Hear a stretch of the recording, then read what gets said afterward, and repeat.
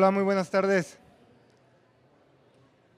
Pretendo no ser muy amplio en esta temática, sin embargo, el objetivo que tengo es de que puedan visualizar la problemática que se avecina con esa situación que anteriormente el doctor Morales nos platicaba en cuanto al uso indiscriminado de algunos antimicrobianos. Estaremos platicando de manera sencilla qué es lo que se visualiza y la preocupación que tienen organizaciones como la Organización Mundial de la Salud, la OPS y por supuesto la Secretaría de Salud, nuestro entorno, nivel estatal y por supuesto nivel federal. Para abordar esta temática lo haremos desde un contenido que tiene como tal algunos conceptos para hablar qué es la resistencia a antimicrobianos, cómo es que se desarrolla, 4 maneras muy sencillas de conocerlo, la epidemiología a grandes rasgos que se vive a nivel latinoamericana, pero también a nivel mundial y algunas de las acciones que se está haciendo tanto en el mundo como en el país. Entonces, si hablamos de concepto, es importante mencionar que a la OMS le ha preocupado esta parte de la resistencia antimicrobiana y ha decidido generar gestiones o coordinaciones a nivel internacional con organismos como es la FAO, que es aquella agencia que se encarga de velar por una producción sustentable de alimentos, otra que es la OIE, que es la instancia sanitaria de sanidad animal, y por supuesto la Unión Europea. A nivel América o Latinoamérica tenemos una red latinoamericana de vigilancia de la resistencia a antimicrobianos, de la cual no era parte México hasta 2018 y se suma a través de uno de los laboratorios más importantes que tiene a nivel nacional, que es el INDRE. ¿Qué podemos platicar de la resistencia a antimicrobianos? Anteriormente, en el 2018, el término más utilizado era resistencia a los antibióticos. Sin embargo, posteriormente se suma esta definición como tal de resistencia a antimicrobianos. Y para comentarlo, no solamente tiene que ver con bacterias.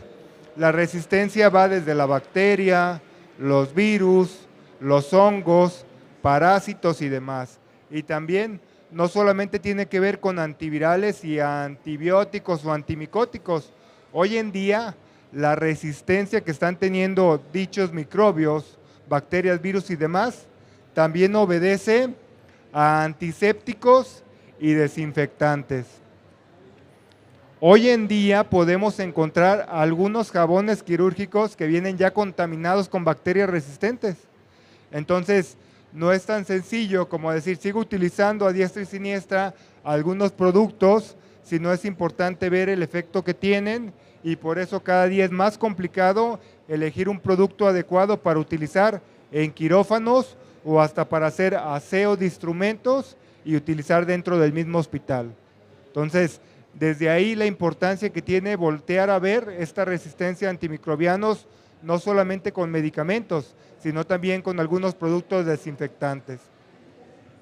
Y esta resistencia tiene que ver con la farmacoresistencia, principalmente a antibióticos, como les digo, desde hace mucho tiempo y que se ha ido estudiando o evolucionando con los años.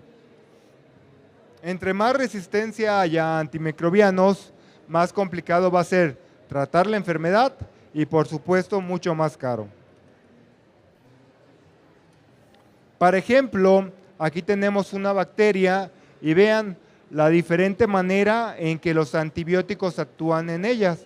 Platicaba ya hace un momento el doctor de los beta-lactámicos, algunas cefalosporinas que tienen que ver con su acción con la membrana, otros a nivel de la pared, otros a nivel de enzimas o síntesis de proteínas, como es 50S o 30S, algunos bloqueadores, la membrana celular, la síntesis de ácidos nucleicos, de algunos folatos. Y también es importante aterrizar y mencionar que a través de los años ya no se han descubierto nuevas maneras de matar las bacterias. Las maneras que existen hasta el momento son las únicas que conocemos o que se conocen a través de la ciencia. ¿Qué es lo único que va cambiando? Las moléculas. Se van descubriendo nuevas moléculas, nuevos antibióticos, pero que actúan donde mismo. Entonces, si la bacteria, el microbio, el virus ya desarrolló una resistencia a ese tipo de antibióticos, por más nuevos que sean, no le van a hacer nada.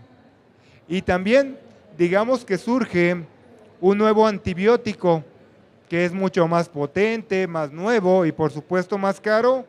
Vean, los estudios dicen que tarda una bacteria en adaptarse a un nuevo medicamento de 2 a 4 años. No estoy diciendo hacer resistencia, pero sí a reconocerlo. Entonces, a partir de 4 años, ese tipo de bacteria empieza a reconocer el medicamento, a generar un código genético que le va a servir a ella, a su familia de bacterias y a otras familias de bacterias para hacer resistencia. Entonces, es una problemática mayúscula en cuanto a no elegir el medicamento adecuado y la temporalidad adecuada. Entonces, por eso la importancia que tiene esta temática de resistencia antimicrobiana. Esta otra imagen nos permite ver cómo actúan, ya lo platicábamos, algunos antibióticos, que es una lista grande, pero lo más importante que quiero que vean aquí son las 4 formas en que los microbios generan una resistencia a los medicamentos. Partimos diciendo que hay cambios en las membranas y en las paredes generando permeabilidad o un cambio en su permeabilidad. Los antibióticos ya no entran y al ya no entrar, ya no pueden destruir a la bacteria. Número 2, pueden generar una activación enzimática. Entonces, se hace una modificación sobre el medicamento secundario que se producen algunas enzimas que actúan sobre el antibiótico o el antiviral y modifican su respuesta, ya no hace efecto. Otra manera que tiene es la modificación del sitio blanco. Al antibiótico, digamos que tiene acción sobre la síntesis de ácidos nucleicos, hace algún cambio en la estructura y ya no se acuerda el antibiótico dónde tenía que actuar. Entonces, en lugar de meterse, decide actuar sobre la membrana, ya cambió su sitio blanco. Entonces ya no es efectivo porque allí no hace nada. Y finalmente, otro de los mecanismos de resistencia que genera las bacterias, los parásitos, virus, son las bombas de flujo. Estas bombas de flujo hacen que cambien la polaridad dentro de la célula y al entrar el antibiótico automáticamente lo arroja para afuera. Nuevamente, al no llegar a su sitio blanco de acción, el antibiótico ya no puede hacer efecto. Entonces, 4 maneras diferentes de que la bacteria, el microbio, generan resistencia. A grandes rasgos, a través de la aparición de enzimas, resistencias de membrana o de paredes, modificación del sitio blanco y finalmente bombas de flujo para sacar los medicamentos. Vean, la OPS se ha preocupado y ha hecho mucha infografía referente a esta administración de microbianos y nos dice, número 1, nunca se debe de vender un antimicrobiano si no se tiene receta. Entonces, es uno de los puntos más importantes que está tratando de trabajar instancias a nivel nacional como COFEPRIS y a nivel estatal como COPRISJAL, pero debemos de voltear a verlo y como médicos hacerlo efectivo. Nunca hacer recetas electrónicas ni hacer recetas por WhatsApp. Deben de entregarse después de una valoración. Es muy importante hacerlo de esa manera. En cuanto a la epidemiología, algo que preocupa, y lo voy a mencionar, es que la resistencia antimicrobiana está catalogada dentro de las primeras causas que preocupan a la salud pública a nivel mundial. Obviamente hemos hablado de patologías o pandemias que han venido a cambiar la manera de ver la medicina. También la resistencia antimicrobiana ha dado pauta a tener preocupación por este tipo de enfermedades que pueden surgir. Se estima que para el 2050, si seguimos trabajando de la misma manera, va a ser un caos en cuanto a índices de mortalidad y demás para microbianos. Y sin antimicrobianos efectivos, las enfermedades van a ser más graves y mortales y más caras de curar. Y por ejemplo, tenemos este gráfico que nos dice que actualmente en el mundo se mueren 700,000 personas por bacterias resistentes. Para el 2050, esta cantidad de 700,000 va a subir a 10 millones, convirtiéndose en la primera causa de muerte a nivel mundial, superando enfermedades como cáncer, como diabetes, como algunos países sigue siendo problema diarrea, sarampión, accidentes de tráfico. Entonces, si seguimos de la misma manera, la resistencia antimicrobiana va a matar más que lo que mató COVID en todo el mundo, más de lo que mata diabetes en todo el mundo. Entonces, es un problema que tenemos que tener en mente para voltear a ver y tratar de corregir, sumando los esfuerzos como médicos generales o como médicos especialistas. Estos son los gráficos de actualmente lo que pasa a nivel mundial con la mortalidad.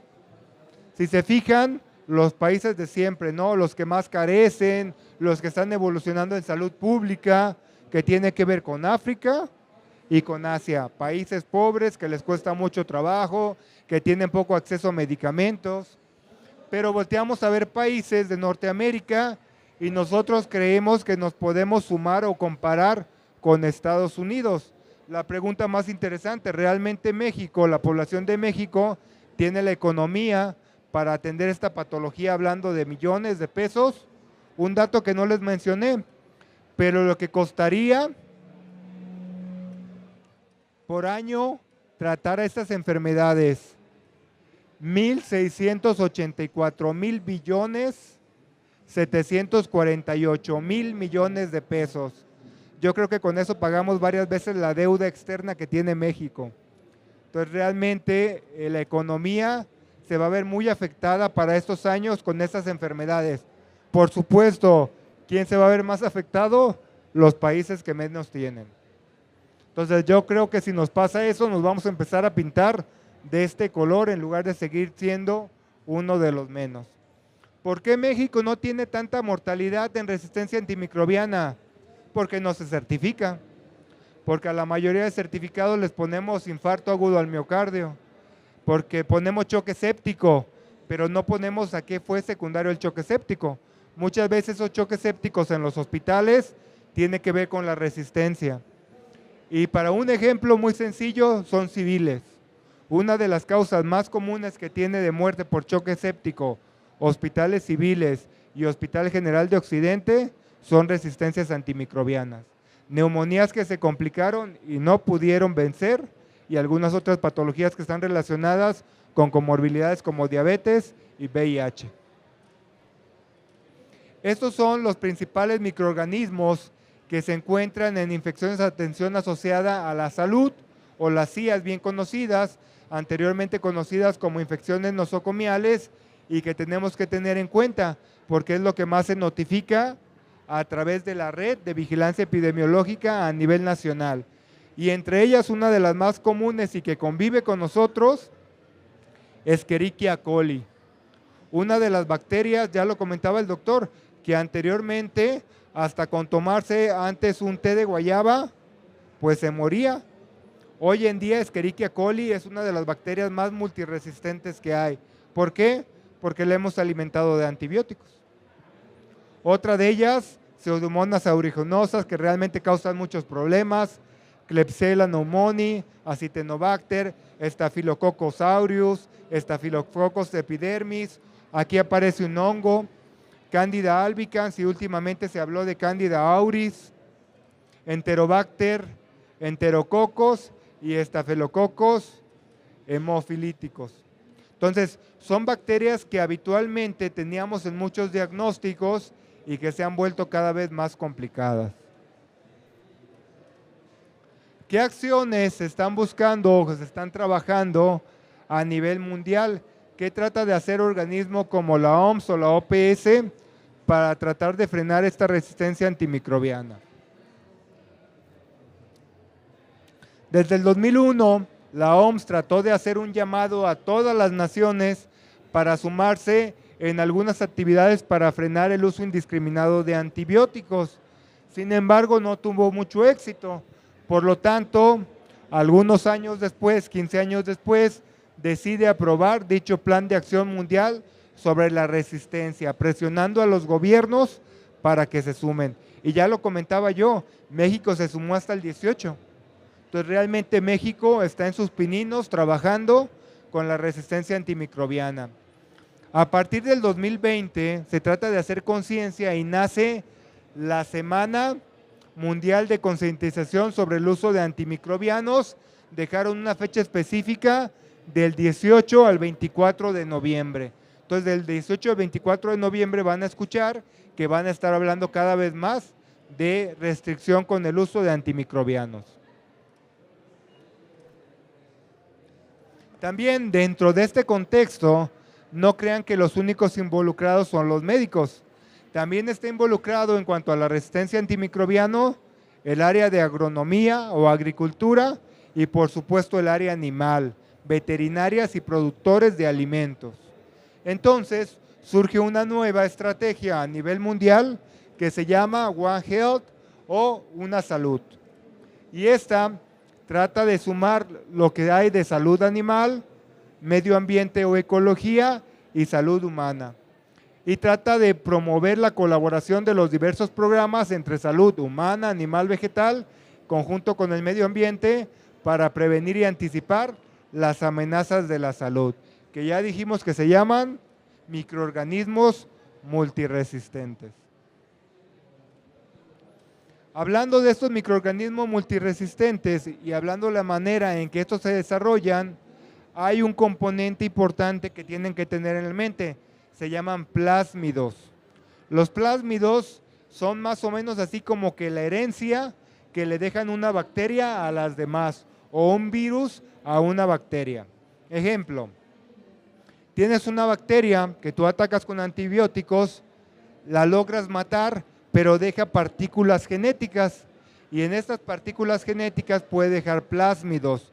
Los plásmidos dentro traen información genética que les dicen a las nuevas bacterias cómo cuidarse de ese antibiótico. Entonces llega la nueva bacteria y se come los plásmidos y aprende a cómo defenderse contra el antibiótico. Y así lo van haciendo a través de los años hasta que se vuelven muy fuertes y ya el antibiótico le hace lo que el viento a Juárez, realmente nada. El problema es que una bacteria puede contener múltiples plásmidos y un plásmido tiene la capacidad de albergar hasta más de 6 resistencias a antibióticos diferentes. Entonces imagínense, una bacteria con múltiples plásmidos y cada plásmido con múltiple información referente a cómo protegerse de antimicrobianos. Se vuelven bacterias superresistentes. Y a esos plásmidos se les llama plásmidos quimeras. Los plásmidos quimeras son los que tienen información sobre todo tipo de antibióticos, antimicrobianos, antivirales, antifúngicos y demás. Y hoy en día los hospitales están llenos de estas bacterias que tienen estos plásmidos. Aquí está un ejemplo muy claro de qué es lo que pasa actualmente con la resistencia antimicrobiana. Todo nace con una receta y puede ser una receta de un médico o puede ser la receta de un veterinario. Entonces, se dan antibióticos a animalitos o seres humanos, pero resulta que ya tienen algunas bacterias resistentes. El ser humano regresa a su comunidad y empieza a enfermar de esa bacteria a más personas. O en el peor de los casos, se complica y se va al hospital o con el especialista y ahí riega la nueva bacteria que es resistente. Luego de aquí, los médicos salen y se llevan en sus ropas o en su equipo médico las bacterias multiresistentes, se van a la atención primaria en la comunidad y se llevan esa bacteria resistente.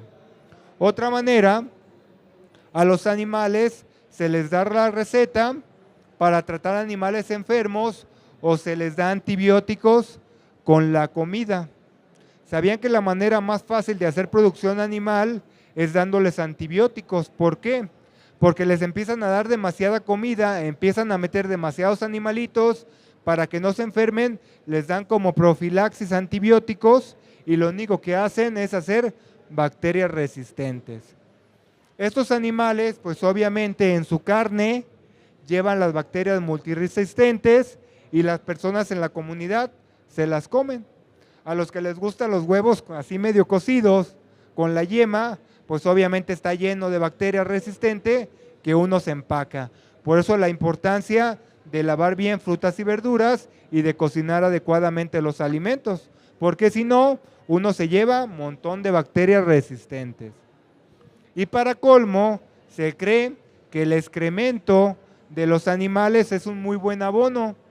Entonces los agricultores toman esos excrementos llenos de bacterias, los llevan y los siembran, riegan a las parcelas dichos excrementos y los productos que salen de la granja van llenos de bacterias multiresistentes. Entonces, ¿por dónde nos llegan las bacterias resistentes? Por todos lados.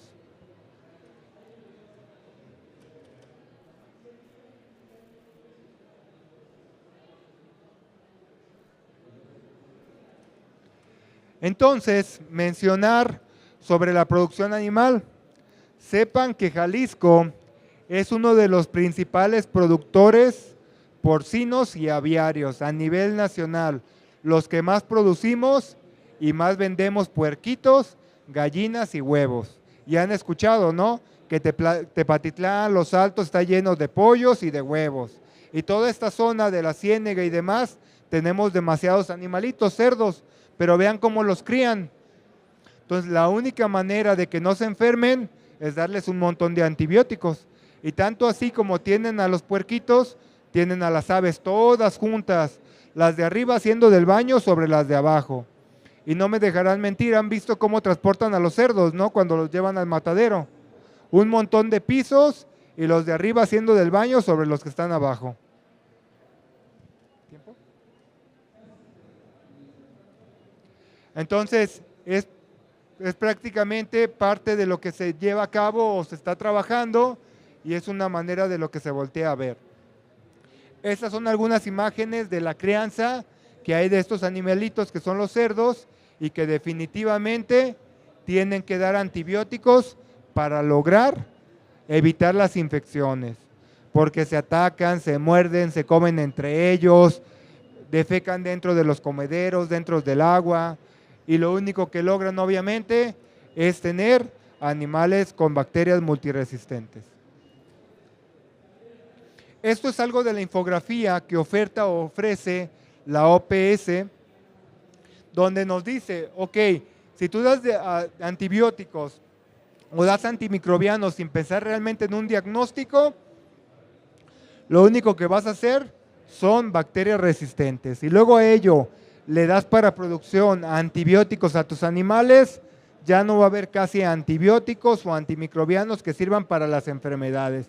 Y todo esto nos va a llevar a nivel mundial a tener microbios más resistentes y difíciles de tratar y enfermedades más caras de tratar.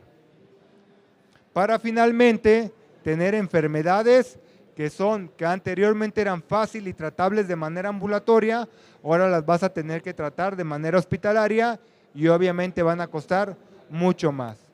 ¿Cuáles son las recomendaciones? Bueno, se llama obviamente prevención y control de infecciones y tiene que ver con el lavado adecuado de manos, que todo depende de tener agua potable, que a veces no lo logramos, alimentación adecuada a través de la preparación correcta, limitar el contacto de enfermos, ya hoy en día es más común, reclamar obviamente el acceso al derecho al agua potable, mantener al día la cartilla de vacunación. Dicen que dentro de lo más común que se está trabajando para poder avanzar con la resistencia son más vacunas. Pero creo que si hay algo que no quiere saber la población es de más vacunas. Entonces, hoy en día la gente tiene desconfianza de estos productos. Evitar infecciones de transmisión sexual y no dar por dar antimicrobianos. Es importante tenerlo en cuenta. ¿Qué se está haciendo en México para tratar de evitar la resistencia antimicrobiana? Algunos organismos nacionales están tratando de sumarse a dicha lucha y están tratando de hacer algunas páginas para estar publicando información referente a ello. Lo más reciente que tenemos en México fue un estudio multicéntrico que se hizo en 47 hospitales durante 6 meses en 20 estados, tratando de cultivar los microbios o bacterias que se producían en dicho hospital y viendo a qué eran resistentes. Y los resultados son los siguientes. Se lograron aislar más de 22.900 cepas, de las cuales se encontraron que a carbapenem, uno de los antibióticos más fuertes que tenemos en hospitales, ya habían resistencias del 3% de Escherichia coli. Y cada tratamiento cuesta alrededor de 2,000 pesos por dosis. Estamos hablando de tratamientos de 14 días, 21 días para poder tratar estas enfermedades que tienen que ver con una bacteria enteropatógena. Y luego, algunas bacterias como Klebsiella y Enterobacter, la resistencia a carbapenémicos es del 12.5%. Más del 40% de las pseudomonas aeuginosa mostró resistencia a otro de los medicamentos más efectivos a nivel hospitalario de tercer nivel, que es la combinación de la piperacilina con el tazobactam, y que el costo habitual de dosis es de 1,213. Se ocupan varias dosis para poder tratar esta enfermedad y obviamente de 14 a 21 días.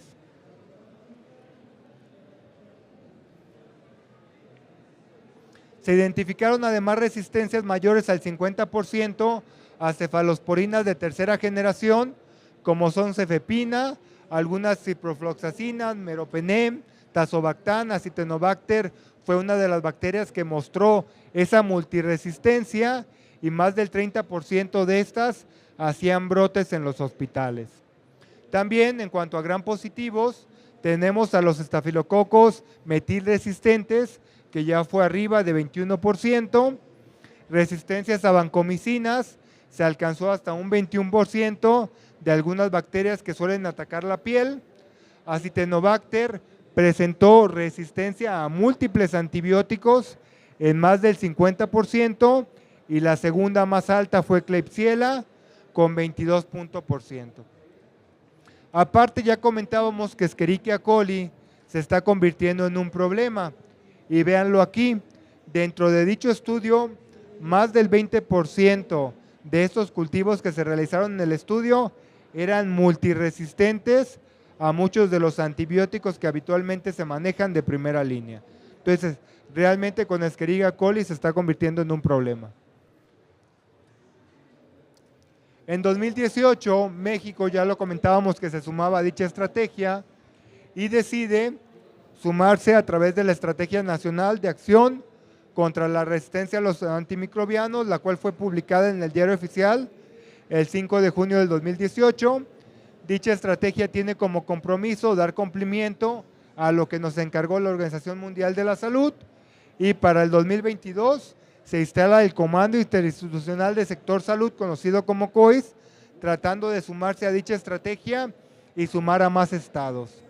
Jalisco, desde el 2022, está trabajando fuerte buscando reducir el uso indiscriminado de antimicrobianos. Como última diapositiva, les puedo platicar que la Estrategia Nacional de Resistencia a Antimicrobianas tiene los siguientes objetivos. Número 1, prevención y control de infecciones. ¿Cómo? A través de la activación de los CODECIN en hospitales, que son comités que están evaluando los tipos de infecciones que se están dando dentro de un hospital. Número 2, la educación a través de la resistencia a antimicrobianos. Cada vez más regiones se suman con esta temática. Número 3, la vigilancia sanitaria y epidemiológica desde el ámbito público y privado. Número 4, la optimización del uso de antimicrobianos, ya lo dijimos, no solamente en el área médica, sino también en el área animal y en el área de agroinsumos. Y finalmente, la evaluación económica. Le preocupa a México porque costaría demasiado dinero para el componente de salud si tuviéramos dicha problemática. Y como último punto, invitarlos a cada uno de ustedes que haga el curso de resistencia antimicrobiano que ofrece la OPS. Allí trae algo de información de cómo ellos hacen investigación y logran saber cómo tienen resistencia. También les platica como médicos qué tipo de estudios debes de pedir para poder saber si hay o no resistencia a algunos antimicrobianos. Entonces creo que es interesante y es importante que lo tomen en cuenta y que logren hacer o cursar dicho curso. ¿Sale? Por mi parte es todo, no sé si hay alguna duda o comentario.